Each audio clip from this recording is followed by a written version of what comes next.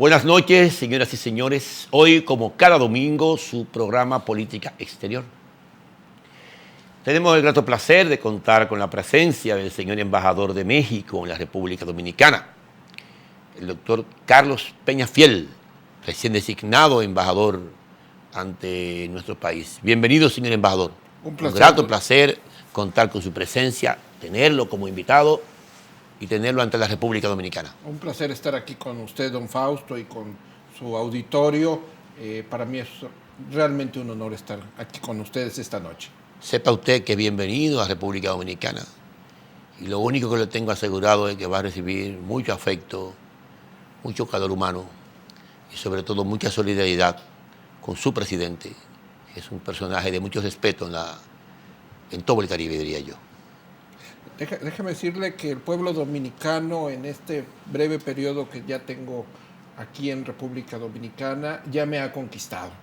Me he encontrado con un país que es un paraíso, pero sin lugar a dudas lo más valioso son ustedes, su pueblo, su gente, que lo conquista uno desde el primer momento a través del corazón. Con esa gentileza que les caracteriza, con esa disposición, con esa alegría. Yo estoy fascinado de estar aquí en República Dominicana. Como bien usted señala, también he descubierto que por mi país, por México, hay un gran aprecio, hay un gran afecto, hay lazos históricos que nos abrazan, culturales de igual forma, y que por el presidente de México, el licenciado López Obrador, también hay mucha información y hay mucho respeto y mucho interés por lo que en México se está haciendo en este momento. Por todo, por la parte política, por la parte cultural, por la parte histórica, por las relaciones comerciales. Así es. En fin de cuentas, México es un referente proactivo, positivo para la República Dominicana y un punto de equilibrio en toda la región. Es como el hermano mayor. Así es visto México y goza de nuestra más elevada estima, realmente. Señor embajador, sabemos que usted tiene pocos días Así es. en la República Dominicana y deberá ser una experiencia exquisita y fructífera para su gestión. Yo sé que usted ha estado en otras misiones, en Europa y otros continentes. ¿Cuál es su visión? ¿Qué enfoque usted tiene de las relaciones comerciales, políticos y culturales de México con la República Dominicana? Mire, don Fausto, debo empezar por hacer un análisis franco. Y eso tendré que empezar diciendo que desafortunadamente México en el pasado reciente volteó mucho a ver al norte. Hoy el presidente López Obrador está cambiando esa visión en una forma contundente. Para nosotros es muy importante dentro de este relanzamiento de la política exterior, el fortalecer nuestros lazos con América Latina, con Centroamérica y el Caribe. Prueba de ello es que en forma inusual ha nombrado al principio de este año 21 nuevos embajadores y cónsulos generales para la región. Esto habla de que quiere mandar una política nueva, renovada y con un énfasis diferente, un énfasis que busque estrechar aún más nuestras relaciones en todos los aspectos, como usted bien señala, tanto en la forma cultural, de cooperación y en la parte económica. En este entorno, República Dominicana pues es estratégico, es sin lugar a dudas un hub natural de comunicación con todo el Caribe y Centroamérica, y no solamente desde el punto de vista económico o geopolítico. República Dominicana hoy presenta una estabilidad macroeconómica importante, tasas de crecimiento, bueno, el año pasado casi del 7%, que son extraordinarias y más en el contexto mundial, e inclusive el Fondo Monetario Internacional, que siempre suele ser un juez rudo, plantea que la expectativa de crecimiento para República Dominicana es de 5% para los próximos 5 años, lo cual, bueno, es un número extraordinario tomando en cuenta que el mundo en su conjunto se está desacelerando. Sin precedente, diría yo. Efectivamente, sin precedente. Entonces, en todo este entorno, República Dominicana, repito, juega un papel fundamental, geopolítico, en toda la región. Y bueno, parte de mi misión es fortalecer nuestros lazos. Debo de decir, por ejemplo, que para República Dominicana la tercera inversión extranjera más fuerte es la mexicana. La primera y la segunda son la norteamericana y la española. La tercera es la mexicana, y la inversión mexicana en su país tiene la característica de que está muy diversificada. Es decir, no solamente está en un ramo, abarcamos desde telecomunicaciones, materiales para la construcción, turismo, alimentos, turismo. Y turismo no solamente en Punta Cana, donde está concentrada mucha de ella. Muchas partes. En muchas partes del país. Ya lo sabemos. Entonces, créeme que para mí es un honor y una gran oportunidad el estar aquí como embajador de México para exponenciar esta relación ya fuerte e intensa que se vive entre nuestros países. Señor embajador, a pesar de que México es casi cabeza con España en la inversión extranjera, no proyecta en términos mediáticos casi nunca ese rol tan trascendente. Siempre lo hace en un bajo perfil, opera con una discreción. No es su intención como llamar la atención a ese respecto. Su embajada se maneja de una manera sigilosa, discreta, pero avanzando. Yo entendía que era Inglaterra el primer inversor realmente, y luego España, y luego México. Pero van cambiando los roles, ¿no?, en la inversión. Canadá también tiene una fuerte inversión en el sector minero. Así es. Y así sucesivamente. Pero, ¿cómo analiza usted el impacto de México, los perfiles de la nueva política exterior que está trazando el presidente López Obrador y su ministro de Exteriores con relación a una región de influencia como lo fue toda la vida Centroamérica, y de la cual, por razones estratégicas comprensibles e incomprensibles, se desapartó y perdió influencia México? Dejó un espacio que lo acaparó Brasil, de alguna manera. Ante la retirada de Brasil, la llegada nuevamente de México, en la búsqueda de su espacio vital, parece haber un cambio, y ese cambio se refleja en la modificación de toda la plataforma diplomática del continente, ¿no? Así es. Como usted dice, ciertamente, buscando una apertura, un nuevo enfoque, una nueva concepción. ¿Piensa usted que es parte de una nueva estrategia de reconectarse con América Latina y no solamente concentrarse con el amigo del norte? Así es. Sin lugar a dudas, como es una estrategia que el presidente ha hecho explícita, que nuestro canciller ha sido enfático en ello. Nosotros queremos volver a ver hacia el sur y queremos hacerlo con fuerza y con determinación, sobre todo trabajando en dos grandes rubros. Uno es el desarrollo, un desarrollo económico, comercial, pero con una visión social, con un enfoque social en donde pues no tengamos un crecimiento que sea excluyente para los que menos tienen, no solamente en México, sino en toda la región. En ese sentido, nuestra política exterior, repito, se ha de revitalizar, y digo revitalizar porque es algo que ya hacíamos y que México se había caracterizado durante décadas de tener una posición muy clara y muy firme al respecto, pero los vientos neoliberales en algún momento nos hicieron cambiar. Desconectarse del rumbo. Efectivamente, desconectarnos del rumbo, ese rumbo que siempre habíamos seguido y ese rumbo al que nos llama la sangre. Claro. Porque, bueno, América Latina, Centroamérica, el Caribe, pues somos hermanos.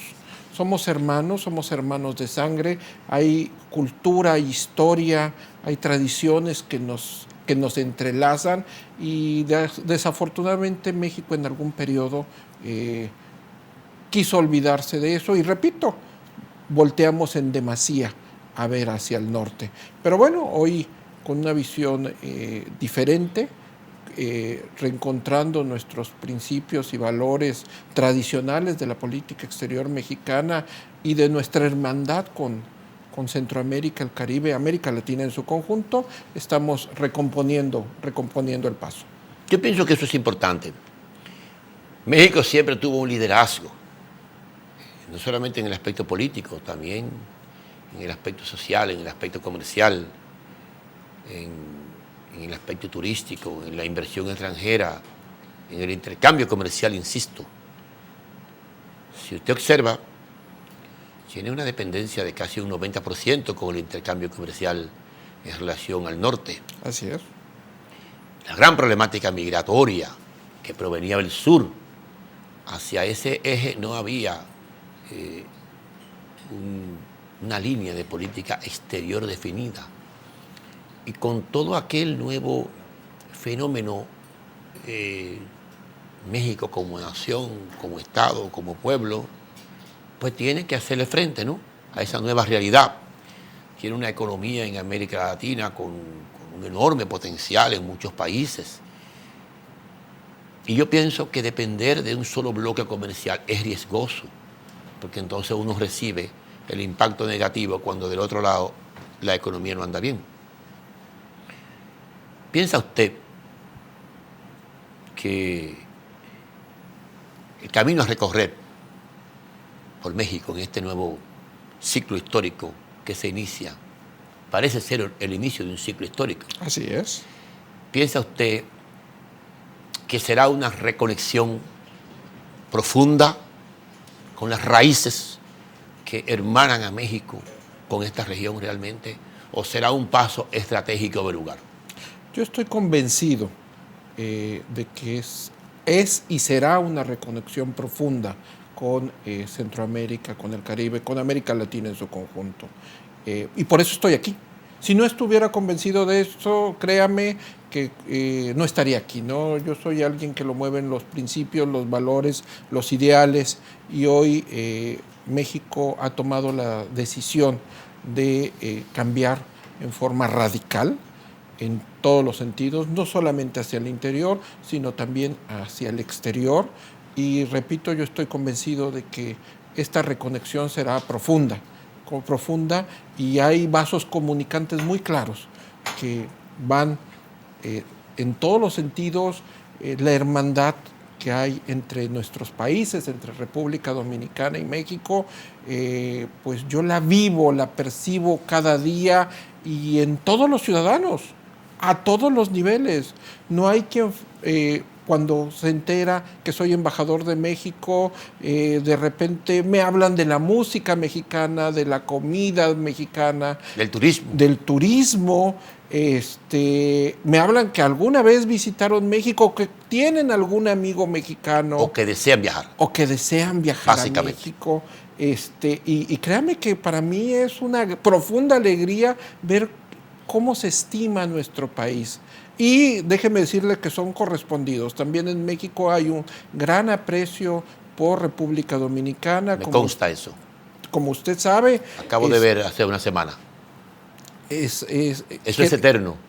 Así es. Para eso no se hace ningún montaje, eso sale de la automático y del sí, corazón. Sí. Entonces, yo estoy convencido que esta reconexión entre nuestros países, entre México y América Latina, será una reconexión profunda, no será nada más de oropel. Muy bien. Yo observo que hay varios Méxicos. Está el México profundo, está el México que no se detiene, el que crece, el que avanza, el que se autogestiona, el que no se deja abatir por la campaña mediática que quiere presentar a México como un país invivible. Cuando uno va allí, uno se da cuenta que hay un dinamismo económico impresionante, con una participación muy proactiva de la juventud. No es una nación donde el 80% de los jóvenes se quieren ir del país, con una autoestima muy fuerte, con un orgullo muy fuerte. Como todo pueblo tiene un componente migrante y frente a la tentación de un imperio a su lado, pues bueno, sobre todo donde no hay más que cruzar a pie. Pero a pesar de todo, veo un fuerte componente de identidad, un crecimiento de la economía de manera proporcional a los índices de crecimiento mundial, un presidente muy ético, muy honrado, muy decoroso, muy digno, en un momento donde la política juega un rol muy mal, la imagen de la ciudadanía, del hombre de a pie, sobre el accionar de la política es muy degradante. Ese es el gran capital político que le inspira el presidente López Obrador, no solamente a México, sino a toda la región. Manda esa señal desde México que se va irradiando y manda ese modelo conductual a imitar. Igual como lo manda, no te lo voy a negar, el presidente de España, ese joven brillante que aspira a continuar en el poder, ¿no?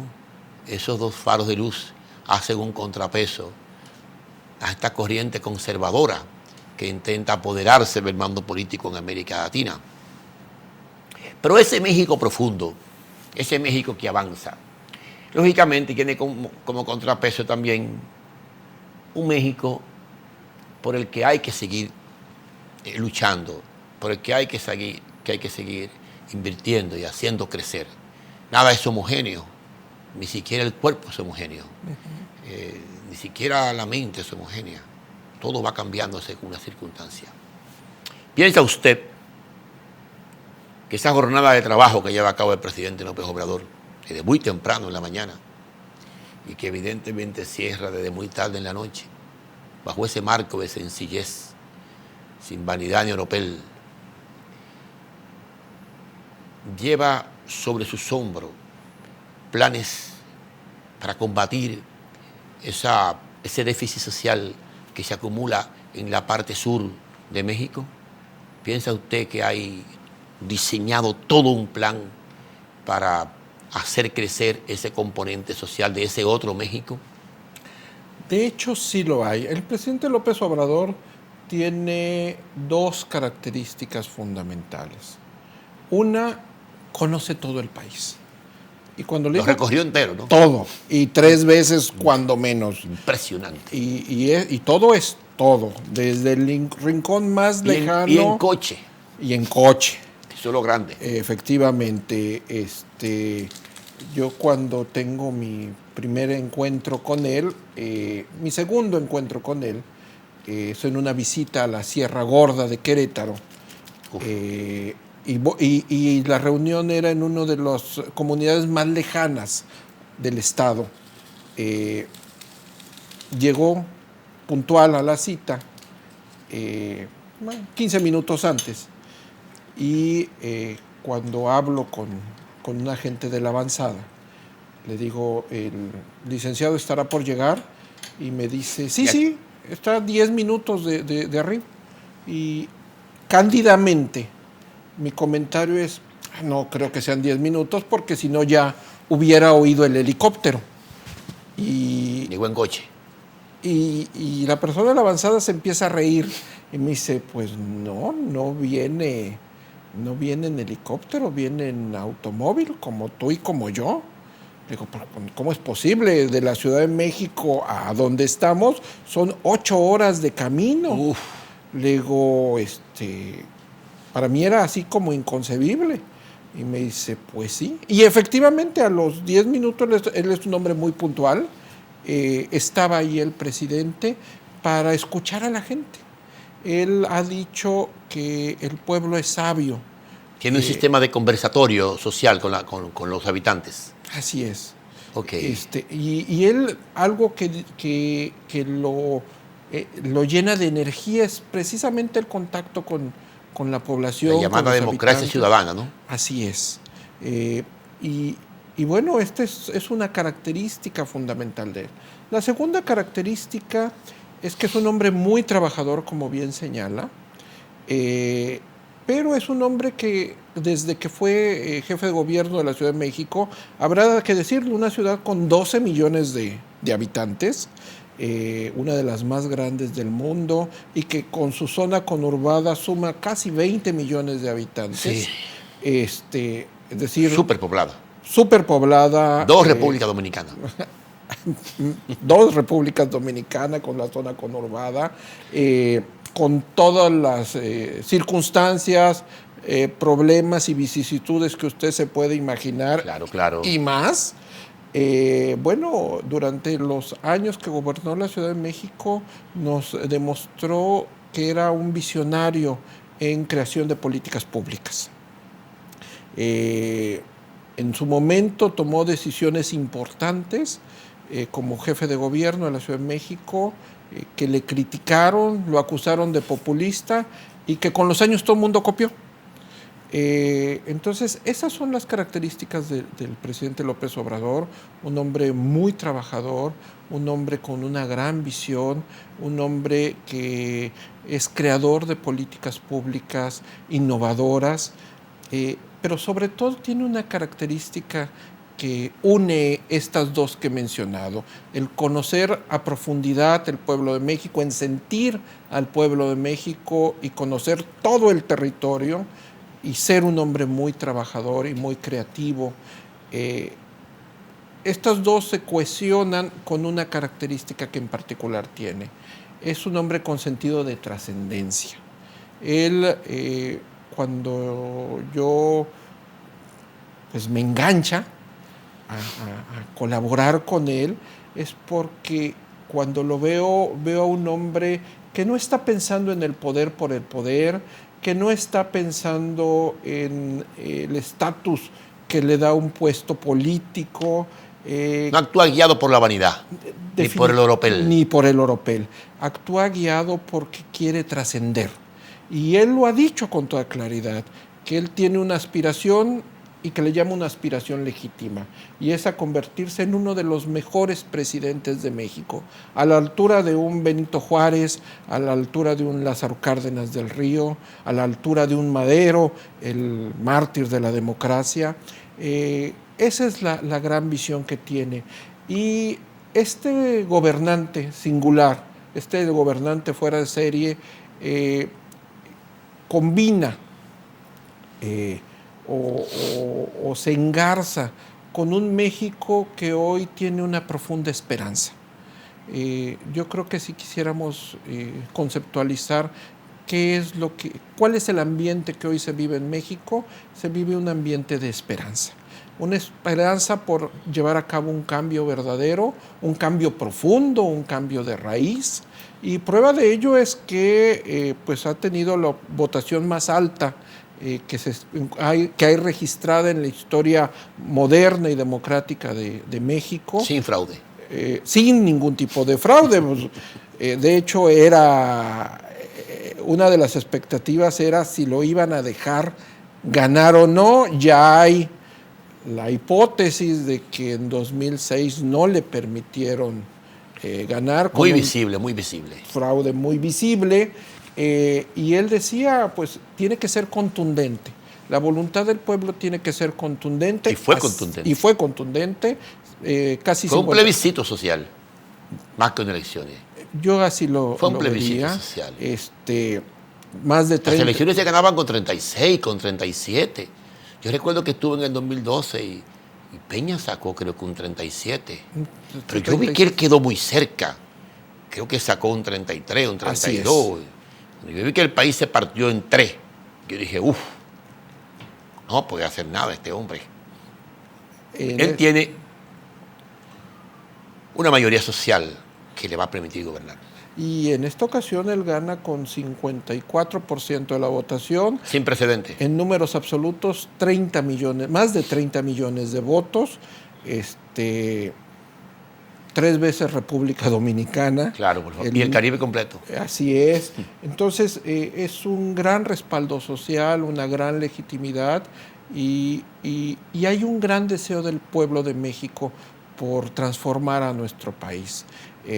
Él se ha planteado como uno de los ejes fundamentales de la política interior de México, un combate frontal a la corrupción.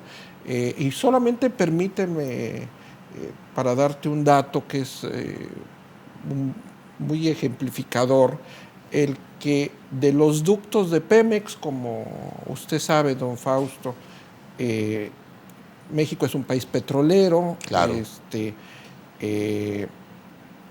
Mucho de nuestro territorio está cruzado por ductos de petróleos mexicanos que abastecen a todo el país. Bueno, de los ductos de petróleos mexicanos, de Pemex, se robaban literalmente 60,000 millones de pesos anuales. Es un equivalente... Estamos hablando de 3,000 millones de dólares. Una locura. Poco más de 3,000 millones de dólares anuales en robos... ¿Con qué construir 150,000 viviendas? Así es. ¿Con qué construir? Digo, sí, vivienda de 20,000 dólares. Así es. Si la hace de 10,000 dólares, te permitía construir 300,000 viviendas. Entonces, ese es robo. Eso es el famoso chicolero. Huachicolero. Huachicolero. El famoso huachicol. Qué desastre, ¿no? Y eso anualmente. Y bueno, no solamente se robaban gasolina, también robaban turbocina. Turbocina. La gasolina para los aviones. Uf. Entonces, y aquí la pregunta es, ¿y quién la compraba? ¿Dónde la exportaban entonces? Efectivamente. Tienen que exportarla. Y eso nos habla de la red de complicidades, de la red de corrupción. ¿Y a qué nivel, señor embajador, escúchame que lo interrumpa, llegó a superarse ese nivel de estafa? O sea, de ese 100%, ¿en cuánto ha sido controlado? Aproximadamente ahorita ya está controlado al 95%. 95%. 95% en unos meses que él tomó una decisión Eso quiere decir dinero que entra a la corporación petrolera, ¿no? Efectivamente, a las arcas de la nación, claro, para fortalecer a Pemex. Claro. Increíble, es una de las... ¿Qué por ciento implica eso en la producción mexicana? En la producción de Pemex, perdón. Miren, o sea, ¿qué impacto tiene? ¿Es un impacto notable o es una pequeña brecha? Sin lugar a dudas, por ejemplo, ahorita se está pensando en que en Pemex se invierta alrededor de 10,000 millones de dólares. Estamos hablando que es un 30%. Entonces, en 3 años... No, en un año. No, digo, esos 10,000 millones de dólares en un año se rescatan con la solución de Así es. De esa estafa. Porque si usted suma 13,000 millones de dólares por 3 años, son 9,000 millones de dólares. Así es. Exactamente el costo de relanzamiento de Pemex. De Pemex. A Pemex lo dejaron quebrado. Lo expoliaron. Eso lo sabemos. Y hoy es parte estratégica del gobierno del presidente López Obrador rescatar a Pemex. Tanto a Pemex como a sus pozos petroleros. Así es. Eso dio pena, ese reparto final. Me dio mucha tristeza eso. Y bueno, cómo la clase política se involucró en eso. Y cómo amarraron al presidente en el marco de la gobernabilidad. Porque para gobernar a México hay que operar con mucho cuidado para salir vivo del poder. No solamente vivo físicamente, vivo éticamente. Pues déjeme decirle que éticamente no le ha ido bien a los gobiernos anteriores. Ya sabemos que no. Ya sabemos que no. Y hoy la calidad moral que tiene el presidente López Obrador la está invirtiendo en demostrarnos a los mexicanos que sí se puede acabar Su con la capital corrupción. político, ¿no? Así es. Y sobre todo lo está invirtiendo en dos grandes temas. Uno es el combate frontal a la corrupción y el otro es en pacificar al país. Si bien es cierto, uno puede caminar con tranquilidad por las calles de México y de varios de sus estados, sí hay algunas zonas en donde el crimen organizado, sobre todo donde tiene una fuerte presencia el narcotráfico. La parte fronteriza, ¿no? Algunas zonas del país, no solamente la parte y en algunos puntos centrales, sí. En algunos Guerrero, Sinaloa, sí. Michoacán, una parte de Michoacán, claro. Y bueno, hoy algo que se está buscando hacer en todo México es pacificar al país. La política es diferente. Durante los últimos 12 años hubo una importante cantidad de personas, ciudadanos comunes y corrientes, que fueron víctimas colaterales de la lucha contra el narcotráfico. Y de la violencia como tal. Así es, y hoy el presidente ha dado una instrucción muy clara de que hay que poner un alto a eso y se está empleando una política la vida ante diferente. todo. Así es, eso y por encima de todo. Yo pienso que México está recuperando su espacio en la región vital, en su frontera sur, en países como Nicaragua, Guatemala, El Salvador, Panamá, República Dominicana, el Caribe, Cuba, Puerto Rico, Haití. ¿Piensa usted que ese gran capital político que tiene el presidente López Obrador,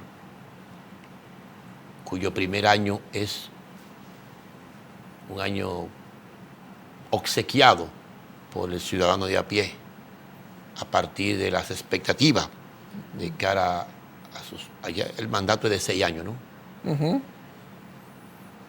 Todo el mundo sabe que lo que recibió el presidente López Obrador no fue un baúl de recursos, sino un baúl de recibos y de compromisos, con un precio del petróleo en situación complicada y con una industria petrolera desarticulada y un país moralmente muy agredido. Pero ¿piensa usted que ese capital político pasa a partir del próximo año no solamente a consolidar el Estado ético, el Estado honrado, el Estado prudente, sino el Estado dinamizador, impulsor de la economía? Porque no basta con que se articule la honradez de los recursos de un pueblo, la humildad, la sencillez. Los pueblos de hoy, invadidos por los medios de comunicación, con un bendito consumo inducido, con una necesidad imprudente de lo imposible, aún en el marco de sus posibilidades limitadas. El ciudadano de hoy se cree empoderado de un derecho a un consumo que quizás no puede tener un pueblo como tal, ¿no? Pero bueno, la intoxicación mediática lo lleva a creerse con ese derecho. Y allí viene el conflicto con un Estado que no está en capacidad de satisfacer esa necesidad imperiosa, esa ansiedad de consumo. ¿Piensa usted que ese es el nuevo rumbo del presidente López Obrador? No articular un gobierno populista a partir de dádivas y de ayuditas, sino a partir de la construcción de un Estado más productor de riqueza, con una mayor captación de inversión extranjera, de inversión en el campo social, en el campo de la vivienda, en el campo de la salud, en el campo de la educación, de la seguridad ciudadana, de la mejoría en el transporte, pero sobre todo de un problema que se visualiza en el exterior, más que todo, que es el tema de la seguridad ciudadana. En esos 4 o 5 focos, como usted me decía correctamente, ¿piensa usted que por ahí andará la hoja de ruta del presidente para sus próximos 5 años? En materia económica, el presidente lo que ha planteado y lo que el pueblo de México desea es que tengamos un crecimiento más incluyente, que nadie quede atrás. Y en este sentido estamos muy alineados con la Agenda 2030 planteada en Naciones Unidas. Un crecimiento en donde simple y sencillamente se pueda incorporar a toda la población a los beneficios del mismo, en donde logremos un desarrollo económico y sustentable en armonía con el medio ambiente. Para esto, bueno, ha establecido una serie de políticas muy concretas, en donde, bueno, uno de los ejes articuladores es que los mexicanos que vayan a migrar no lo hagan por necesidad, no lo hagan por hambre, que dentro de sus regiones, en cada uno de sus regiones, haya suficientes oportunidades para crecer, para desarrollarse, para tener un nivel satisfactorio, mínimo de condiciones sociales viables. Así es.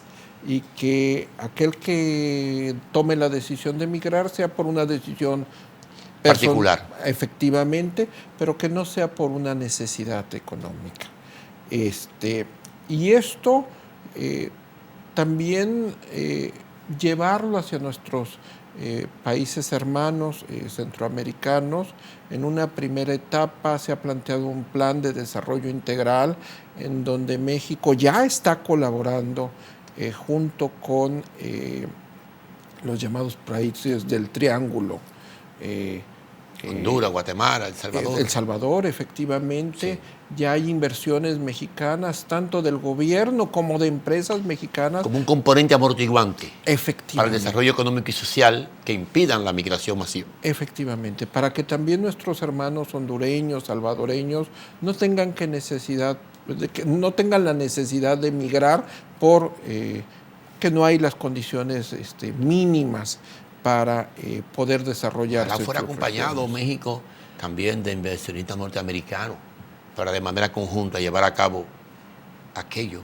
Porque mientras México hace ese papel de amortiguador, finalmente el gran beneficiario termina siendo los Estados Unidos. Ellos deberían también invertir de una manera idéntica para parar ese desajuste social. Yo estoy convencido que los Estados Unidos en algún momento lo harán. Una especie de plan Marshall de inversión del sector privado. No solamente de construcción de obras, sí, sino de generación de empleo. Miren, yo estoy claro que en este mundo del siglo XXI, en donde ha quedado demostrado que las políticas neoliberales han fracasado, tenemos que reinventar la forma en que se hacen las cosas, no solamente a niveles nacionales, sino también a nivel global. Y no me cabe duda que los norteamericanos están también pensando en ello. Así es que espero pronto que veamos hechos muy concretos. Una agenda común con relación a la región. Así es. Porque el rumbo que llevábamos no es el rumbo que quiere nadie. Era demasiado excluyente. Así es. Pero dígame una cosa, señor embajador. Tiene un reto por delante la administración del presidente López Obrador. Esa meta es articular una política de mayor recaudación impositiva, un nuevo orden impositivo. México aparece en los organismos financieros como una nación con un ingreso tributario extremadamente bajo. Creo que un 10, un 12%. 12%. 12% es un índice extremadamente, una presión tributaria muy baja para hacerle frente al déficit social. Yo reconozco que más del 50% de la empleomanía, de la dinámica económica, es autogestionaria de cada mexicano, ¿no? Y que no es tan sencillo aplicar un sistema de cobro de impuestos a un pequeño vendedor callejero, a una mujer que se autogestiona su vida, lo cual habla muy bien de ese pueblo, su capacidad de esfuerzo de no depender solamente de la mano social de un Estado.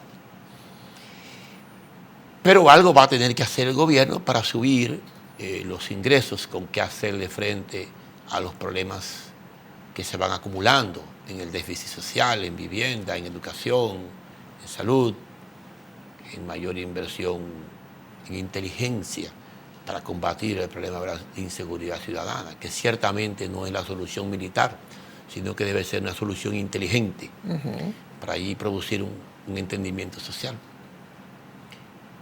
Me imagino que debe tener un plan el equipo económico, el gabinete económico del gobierno para poder agenciarse recursos que no impliquen un mayor endeudamiento, sino un pacto social, ¿verdad que sí?, entre los más poderosos y todos aquellos que se agencian su propia autogestión financiera. En principio este plan es muy sencillo. En una primera etapa plantea simple y sencillamente poner la casa en orden. ¿Y a qué me refiero? Legalmente se le daba amnistía fiscal a grandes empresas por cantidades estratosféricas de miles de millones de pesos. Además de que solo pagaban un 10%, amnistía fiscal. Efectivamente. Impresionantes. Y obviamente eso genera lastima las finanzas públicas, pero también genera un gran encono social. Y desestimula a aquellos que pagan. Así es. Entonces, el presidente tomó la determinación de que eso se acabó y lo ha hecho público, de que se acabaron las condonaciones fiscales, las amnistías fiscales. Se terminó esa norma. Todo el mundo a pagar conforme a ley. Él ha ofrecido que no se habrán de incrementar impuestos en este momento, porque primero quiere poner la casa en orden. Eso es por un lado... Institucionalizar el pago como tal. Efectivamente, eso es una parte por el lado de los ingresos. Pero también tenemos el lado de los egresos. A todos los ciudadanos, tal vez el pagar impuestos no es lo que nos haga más felices, pero cuando vemos que eso se retribuye a la sociedad con obra pública, con escuelas, con medicinas, con centros hospitalarios, de alguna forma nos da gusto saber que se emplean bien nuestros impuestos. O cuando no estallan escándalos de corrupción. Pero cuando estallan escándalos de corrupción, cuando vemos que eso es solamente para mantener una clase dorada de funcionarios públicos, nos indigna. Hoy el presidente López Obrador lo que ha planteado es hacer una gran reingeniería dentro del gobierno federal con un gobierno austero, con dignidad, pero austero, poder hacer frente a todas las necesidades que hay, y que la gente se dé cuenta de que sus impuestos no se malgastan, sino que son bien invertidos. Y yo estoy seguro que con esta primera etapa habremos de lograr poner los cimientos para dar un siguiente paso. Que bueno, la evasión fiscal en México es muy alta. Teníamos una serie de empresas que se dedicaban ¿Qué porcentaje usted estima que es la evasión fiscal?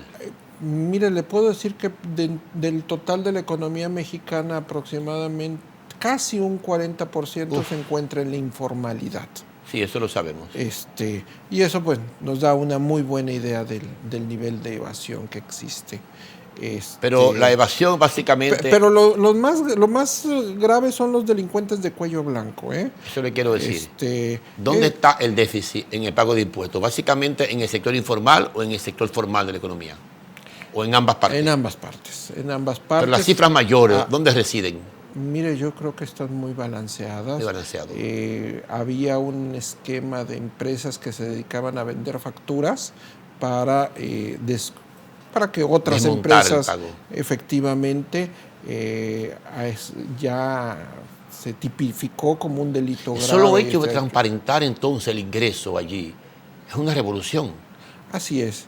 Y eso nos va a permitir tener como gobierno la calidad moral para después llegar a dar algún otro paso, o igual, simple y sencillamente con ese tipo de actitudes podremos incrementar en forma importante la recaudación y eficientando a su vez el gasto y hacer frente a las necesidades que hoy tiene nuestro país. Se está reflejando ya en los ingresos del país esa transparencia, ese esfuerzo por sincerizar el pago como tal. Así es, de hecho los últimos reportes que presenta el Sistema de Administración Tributaria Mexicano, el SAT, dependiente de la Secretaría de Hacienda, ya habla de incrementos reales en la recaudación. Ok.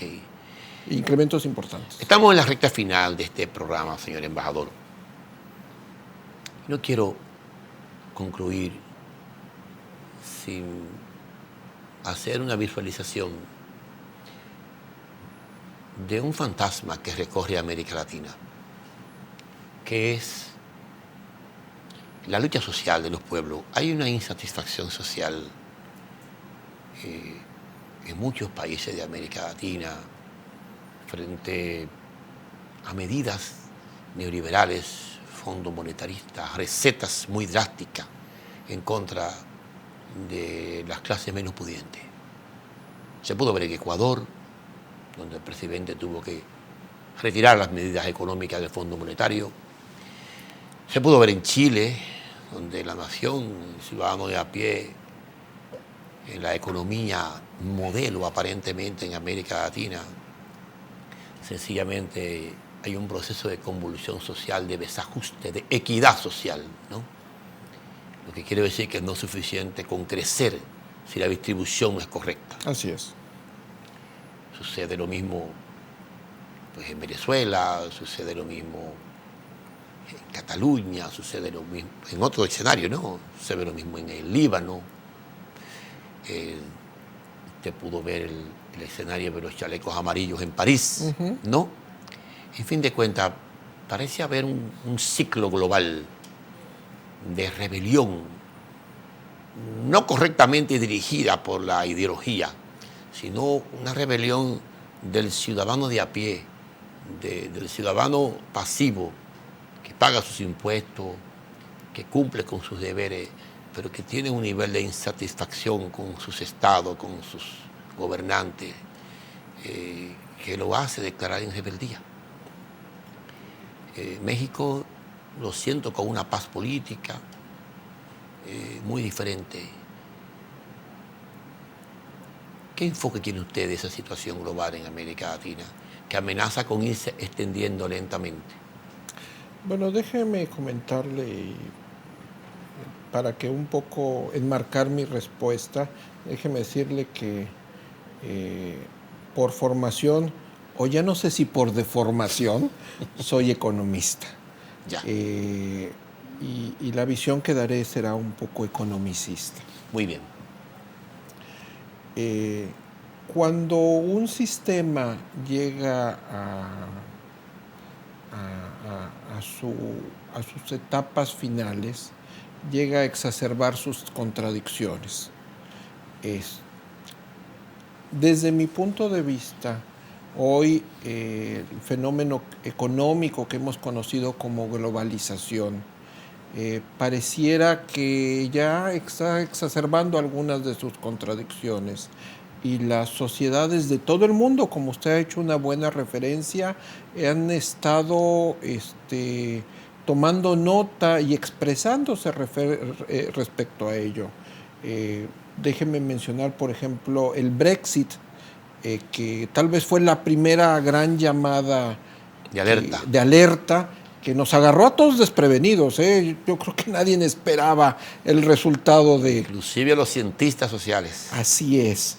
Y tal vez ante esta crisis de cómo se ha venido dando la globalización, implementada a través de las políticas neoliberales, como se han definido, el mundo está reaccionando y se está expresando de distintas maneras. Y pues las referencias que usted ha hecho atinadamente hablan de esas distintas formas en donde las sociedades están pidiendo un cambio verdadero, están diciendo ya basta, por aquí ya no. Y cada pueblo se expresa en forma diferente. En el caso de México somos muy respetuosos de la libre autodeterminación de los pueblos, y nosotros haremos votos y siempre apoyaremos que todos estos procesos se den en forma pacífica y de manera democrática. Ahí siempre se encontrará en México a un aliado para que todos estos procesos, todos estos cambios, todas estas expresiones, los distintos pueblos del orbe los logren llevar a cabo, pero repito, siempre en forma pacífica. Muy bien. Señoras y señores, hemos conversado con el señor embajador de México en la República Dominicana en su programa Política Exterior. Agradecemos su presencia, señor embajador, y será hasta el próximo domingo cuando volveremos con su programa Política Exterior. Gracias y buenas noches.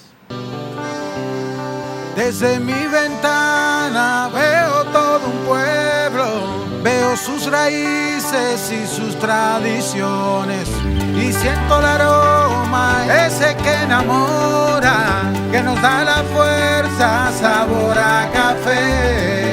Y en toda la tierra reina la esperanza, también los recuerdos que nos hacen crecer. Estés donde estés, nos une el aroma que sabe a café. Café Santo Domingo, sabor que empieza en el aroma. Estés donde estés, nos une el aroma. Café Santo Domingo, sabor que empieza en el aroma. Tu café de siempre.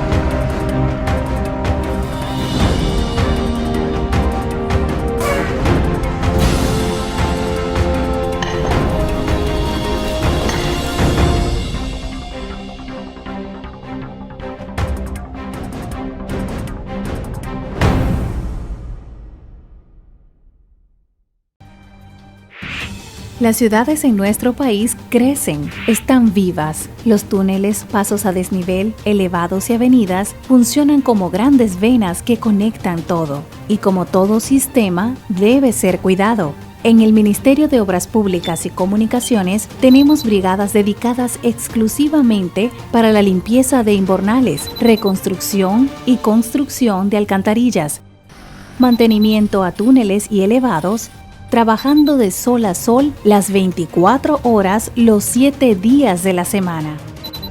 Nuestra meta es cuidar la inversión que hemos hecho todos los dominicanos en estas obras. Tú puedes ayudarnos a cuidar lo tuyo. No lances basura en la calle. Así las alcantarillas se mantendrán limpias y funcionando correctamente. No pintes en las paredes, ni las maltrates. Y finalmente, no motores ni vehículos pesados en los elevados y túneles. Vamos, anímate a hacer la diferencia. Juntos, mantengamos el corazón de la ciudad latiendo fuerte. Ministerio de Obras Públicas y Comunicaciones. Más que construcciones, somos servicios. Lista para el deporte. Como en el play, pero en casa.